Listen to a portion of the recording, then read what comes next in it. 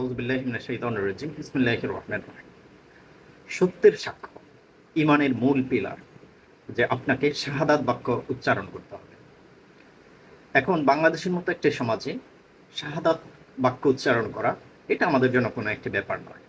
অর্থাৎ ইসলামকে অ্যাকসেপ্ট করার জন্য, গ্রহণ করার জন্য আমাদেরকে যে শাহাদাত বাক্য পাঠ করতে হয়, সেই শাহাদাত বাক্য পাঠ করার মতো society is ready in Bangladesh and still it is available. কিন্তু যেটা অ্যাভেলেবেল নয় সেটা হচ্ছে আপনাকে ইকামতের দিনের দায়িত্ব পালন করা। অর্থাৎ আমাদের সমাজের যে অন্যায় এবং অত্যাচার আছে সেখানে গিয়ে আপনি সত্যের সাক্ষ্য দেয়া এটা কঠিন কাজ। তখনই সমাজের ভিতর থেকে একটা রিয়াকশনারি ফোর্স এসে আপনাকে ধাক্কা দিয়ে নামিয়ে দেবে। তাহলে আমাদের জন্য শাহাদাত হচ্ছে, আমাদের জন্য সত্যের সাক্ষ্য হচ্ছে সেই অন্যায় এবং অবিচারের বিরুদ্ধে আওয়াজ তোলা।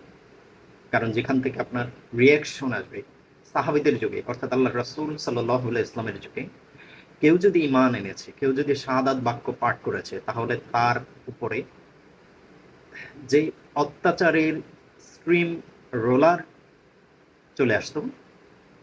কাউকে উত্তপ্ত বালুর উপরে, মরুভূমিতে উত্তপ্ত বালুর উপরে শুয়ে দিয়ে তার উপরে পাথর চাপা দেওয়া, কাউকে বিভিন্নভাবে নির্যাতন, নিপীড়ন এবং ভয়াবহ নিপীড়নের ভিতর দিয়ে যেতে হতো শাহাদাত বাক্য পাঠ করার অপরাধে।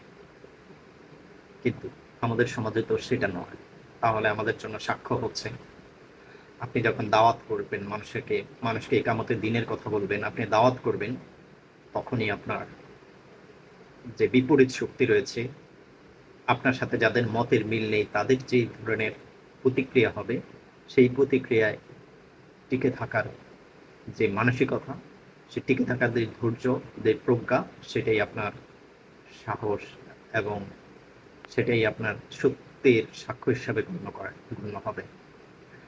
অর্থাৎ যেখানে যেটা প্রচলিত নেই সেটাই অনুসরণ করা এবং পাবলিকলি ঘোষণা দিয়ে অনুসরণ করা, সেটাই হচ্ছে আপনার জন্য বা আমার জন্য কালিমা। অর্থাৎ আমার সমাজে যে জিনিস বললে মানুষ, নন এক্সিস্টিং সোসাইটি যে রিয়াকশন দেয়, সেটা যদি সত্য হয়ে থাকে, সেটা যদি ইসলামের মাপকাঠিতে সত্য হয়ে থাকে, সেই সত্যটা যদি আমরা মেনে নিই এবং সেটা যদি আমরা বলতে গিয়ে বাধার সম্মুখীন হই, সেটা যখন তীব্র প্রতিক্রিয়ার সম্মুখীন হয়, তখন সেটাকে আমরা সত্যের সাক্ষ্য হিসাবে ধরে নিতে পারবো।